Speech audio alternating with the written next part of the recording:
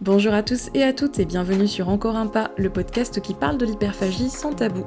Je suis Alizée Perrin, coach en pleine conscience alimentaire et psychonutritionniste, et je vous aide à cultiver une alimentation consciente et sereine. Et on se retrouve pour un nouvel épisode de podcast, j'espère que vous allez bien. On se retrouve aujourd'hui pour parler du mot craquage. Je pense que c'est un mot que vous avez forcément déjà utilisé, ou en tout cas déjà entendu. C'est un mot de vocabulaire que j'entends très souvent en accompagnement, qui est assez courant maintenant quand on parle de l'alimentation. Peut-être que vous vous êtes déjà dit des phrases comme voilà, j'ai mangé ça, j'ai craqué. Ah, l'autre jour j'ai craqué, j'ai fait une grosse raclette, ou j'ai mangé une grosse pizza. Voilà. Donc j'avais envie de parler de ce mot parce que je trouve que le vocabulaire qu'on utilise pour parler de l'alimentation, il est pas anodin.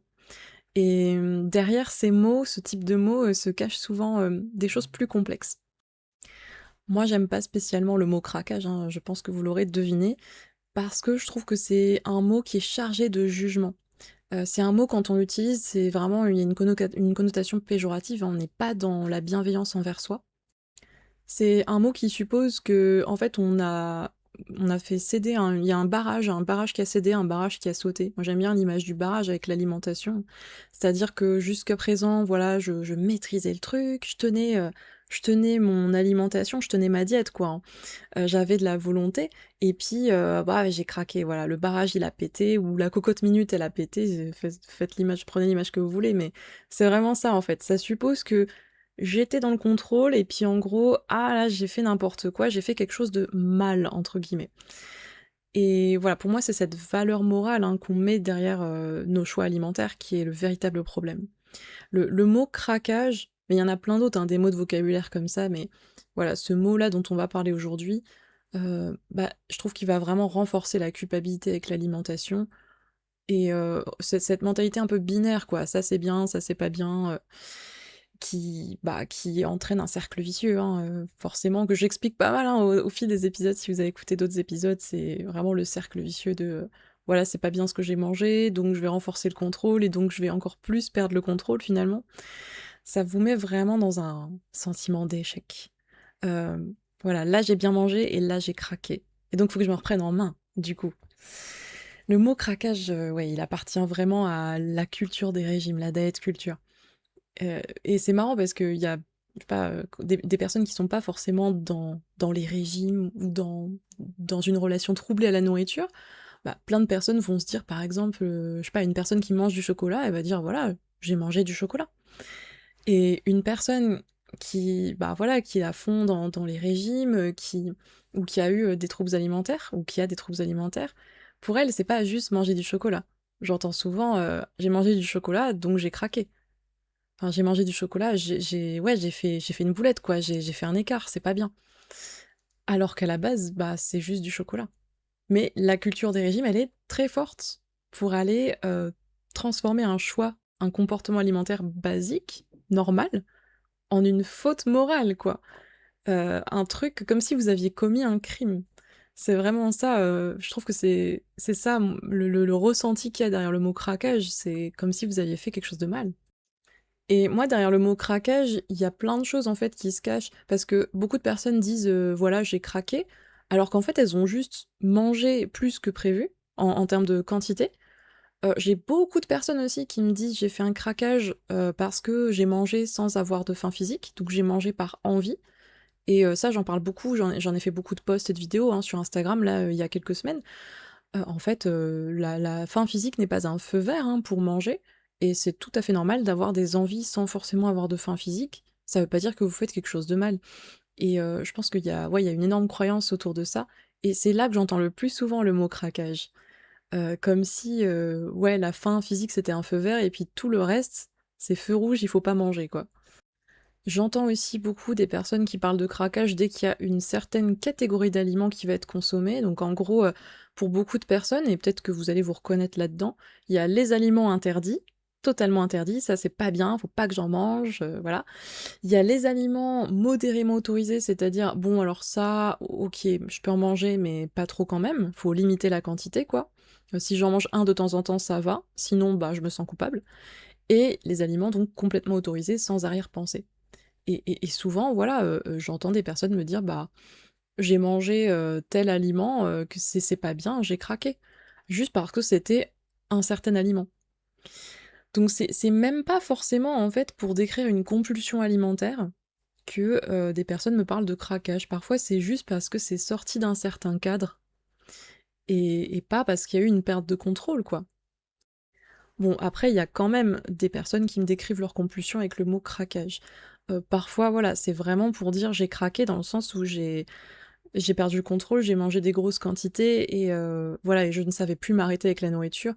Évidemment que parfois le mot craquage, il vient décrire ces moments-là. Et ben, j'ai envie de vous dire, même si vous êtes dans le cas où c'est vraiment une compulsion là que vous décrivez avec ce mot, en fait, dites-vous que là, les compulsions, c'est une réponse, une adaptation à un besoin qui a pas été comblé. Donc non, j'ai envie de dire, bah, c'est pas non plus un craquage, faut vraiment éradiquer ce mot de vocabulaire, s'il vous plaît. C'est un besoin non comblé qui s'exprime. Et votre cerveau, lui, il cherche juste à vous protéger. Votre cerveau, il veut juste que vous surviviez. En gros, c'est vraiment la survie, la priorité. Et au lieu de dire craquage, moi j'aime bien dire que c'est le mode survie qui s'enclenche dans le cas des compulsions alimentaires. Et voilà, c'est pas anodin, hein, les mots qu'on utilise ont vraiment leur importance. Quand vous utilisez le mot craquage, bah vous restez dans la culpabilité. Alors que quand vous commencez à utiliser des mots comme compulsion, mode survie, urgence, besoin urgent, c'est un besoin en fait. Là, vous vous mettez davantage dans une mentalité d'écoute de vos besoins. Là, vous êtes plus dans la bienveillance déjà. Parce que quand vous vous dites craquage, vous posez vraiment cette étiquette quoi. C'était pas bien, voilà, et puis vous n'allez pas forcément chercher à creuser plus loin. Alors que justement, quand on change de vocabulaire, je trouve que voilà, l'utilisation des mots permet de changer de mentalité, d'aider à changer de mentalité. Et là, vous pouvez commencer à creuser sur le pourquoi, en fait. Pourquoi, j'ai perdu le contrôle avec la nourriture, ou pourquoi je culpabilise aussi, d'ailleurs, ça c'est une bonne question. Donc en fait, les vraies questions à vous poser, c'est pas, «Oh mince, pourquoi j'ai pas de volonté, j'ai encore craqué?» C'est plutôt: «Quels sont les besoins auxquels cette compulsion, elle répond, en fait?» Et j'en parle beaucoup dans le podcast, mais je vais quand même les rappeler. Les raisons des compulsions.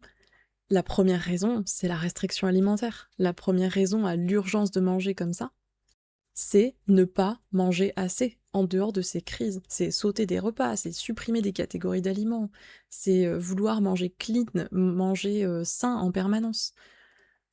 Bon ça je le dis, je le répète tout le temps, mais je pense que c'est voilà, c'est vraiment important que ce message y rentre. Je trouve que c'est une prise de conscience, très importante pour avancer quoi, pour s'apaiser avec, l'hyperphagie, les compulsions. Bon après il y a aussi, bien sûr, toute la restriction mentale, c'est-à-dire, même si on peut, s'autoriser tous les aliments et bien manger, en fait, si vous passez votre temps à vous dire, «C'est pas bien, j'ai pas le droit, c'est la dernière fois que je mange comme ça, lundi je me reprends en main», bon bah, forcément votre cerveau aussi il va la réaction psychologique va être de vous rendre plus impulsif avec la nourriture. Et puis, bah, sans parler de tous les autres déclencheurs, le stress, la charge mentale, les burn-out, la fatigue, sans parler aussi de tous les déclencheurs émotionnels, hein, bien sûr. Bon voilà, on va pas refaire tout un épisode sur les les déclencheurs d'hyperphagie, mais voilà, il y a aussi un besoin de réconfort, un besoin de sécurité, En fait, il y a tellement de pistes justement à creuser que je trouve ça tellement dommage de juste dire: «C'est un craquage, j'ai fait n'importe quoi» et paf, voilà, de vous juger comme ça. Mais non, en fait, j'ai envie de dire, allez creuser, allez chercher plus loin, il y a tellement de choses à comprendre sur le pourquoi ça se passe comme ça avec la nourriture. Et notamment, vous pouvez creuser aussi pourquoi ça arrive à certains moments de la journée et pas à d'autres. Là, le plus souvent, en fait, le scénario qu'on me décrit, c'est que ça arrive le soir. Ça arrive le soir et parce que, bah, il y a une accumulation de fatigue, il y a voilà une attention, je veux dire cognitivement, on a envie de déposer un peu le cerveau après la journée. Peut-être qu'on n'a pas eu tous nos besoins satisfaits dans la journée. Peut-être que voilà, c'est un moment charnière en fait, peut-être après le travail ou voilà et pareil, souvent, des personnes qui me disent: «Non, je craque toujours en fin de journée, j'arrive à tenir la journée et puis la fin de la journée, je fais n'importe quoi, je craque». Non, c'est pas n'importe quoi et non, c'est pas un craquage. Vous avez besoin, en fait, de cette énergie, de cette source de satisfaction le soir et en fait, demandez-vous: «Bah, qu'est-ce qui a pas été comblé avant ça? Avant que je que j'arrive à ce scénario de compulsion? Qu'est-ce qui s'est passé avant? Vraiment, lutter contre vos prises alimentaires, compulsives comme ça, lutter, ça va aggraver les choses. Je comprends, hein, le réflexe, il y a beaucoup de personnes qui vont essayer de résister à la nourriture, de ne surtout pas craquer et qui vont créer une espèce de tension en elles et justement, c'est avec cette démarche qu'on augmente le risque de compulsion parce que plus vous essayez de résister et plus la nourriture va prendre de la place dans votre tête, plus la prise alimentaire elle sera ensuite compulsive. Encore une fois, gardez cette image de la cocotte minute qui explose, le barrage qui cède. C'est exactement pareil. Ou c'est un peu, comparaison encore plus simple, c'est comme si vous retenez votre respiration et bah, au bout d'un moment, vous allez vouloir, re-respirer et quand vous allez reprendre votre respiration, vous allez respirer très, très fort d'un coup. Vous allez avoir besoin de beaucoup d'air d'un coup. C'est exactement pareil avec la nourriture. Quand il y a un barrage qui soit, de la restriction ou un barrage émotionnel aussi, au bout d'un moment, le barrage il pète. D'une façon ou d'une autre, votre corps il va réclamer. Votre corps il va réclamer, il y a un besoin ou des besoins qui vont s'exprimer. Donc ce qu'il faut faire à la place, hein, pour résumer, c'est après une prise alimentaire compulsive, arrêtez de vous dire: «Pourquoi j'ai encore craqué? Pourquoi j'ai pas de volonté?» Arrêtez avec le mot craquage. À partir de la fin de l'épisode, arrêtez. À chaque fois que vous pensez à craquage, vous allez tout de suite vous challenger, négocier avec cette pensée, vous dire: «Non, pas craquage, remplacez-moi ce mot». Demandez-vous plutôt, voilà: «Qu'est-ce qui m'a manqué aujourd'hui? Est-ce que j'ai assez mangé? Est-ce que j'ai eu assez de satisfaction? Est-ce que j'ai eu une journée qui m'a apporté, de la joie, du bien-être ou des activités qui m'ont apporté du bien-être? Est-ce que je me sens suffisamment reposée ou est-ce que je suis fatiguée? Est-ce que je me sens, suffisamment connectée à d'autres personnes? Est-ce que j'ai envie de voir d'autres personnes? Ou au contraire, est-ce que j'ai envie d'avoir plus de temps pour moi? Est-ce que là, en ce moment, je traverse quelque chose de difficile?» Ayez vraiment cette compassion, en fait, que vous auriez avec, une amie, par exemple, ou une personne de votre famille. Et ça, on oublie souvent d'avoir cette compassion envers soi et on a tendance à se flageller, à se dire: «Ah non, j'ai fait n'importe quoi, c'est pas bien». Je fais que le dire, mais le problème n'est jamais la nourriture en soi. C'est jamais vos choix alimentaires ou la nourriture, un type d'aliment ou un autre. C'est à la base le besoin qui a pas été comblé et qui s'exprime, c'est tout. Et en fait, la restriction ne fait qu'augmenter l'effet cocotte minute. Voilà. Donc ça sert à rien de partir dans un mode, faut que je fasse plus attention, faut que j'évite les craquages. Là, faut vraiment aller voir plus loin que ça. Bon après, je tiens quand même à préciser, hein, à nuancer, que bien sûr toutes les compulsions ne sont pas uniquement liées à l'effet cocotte minute, à la restriction, hein. Il y en a aussi, beaucoup des hyperphagies, des compulsions qui sont entretenues par les traumatismes, une difficulté de régulation émotionnelle. Parfois, ça va être des habitudes qui sont très ancrées depuis longtemps, des réflexes. Parfois aussi, ça va être dans certains contextes, psychiatriques ou, de neurodivergence. Donc voilà, l'idée, bien sûr, hein, n'est pas de dire que toutes les compulsions alimentaires, c'est un effet des régimes, de la restriction. Même si, clairement, en fait, au bout d'un moment, dans le cercle vicieux, va forcément s'ajouter de la restriction. Mais voilà, je voulais juste, moi, rebondir, réagir à ce mot «craquage» que j'entends très souvent. Le mode survie, en fait, c'est un mécanisme extrêmement fréquent. Donc on remplace craquage par survie, s'il vous plaît. La prochaine fois que vous avez envie de vous dire ça, essayez de remplacer par: «Voilà, mon cerveau, il s'est mis en mode survie, maintenant je vais essayer de comprendre pourquoi». Et c'est sur ces mots qu'on va conclure cet épisode. J'espère que ça vous a parlé et que ça vous a apporté des pistes comme d'habitude. N'hésitez pas à m'envoyer, des petits commentaires, des petits messages si vous avez envie de réagir, de me dire ce que vous en pensez justement là de ce mot craquage et est-ce que ça vous a donné envie de changer quelque chose peut-être dans votre alimentation, votre vision de l'alimentation? En tout cas, comme d'habitude, hein, si vous appréciez, ce podcast et mon travail et que vous souhaitez me soutenir, n'hésitez pas à lui mettre la note de 5 étoiles. Et si vous vous sentez seul par rapport aux compulsions, sachez que vous n'êtes pas seul, c'est beaucoup plus courant que ce qu'on croit.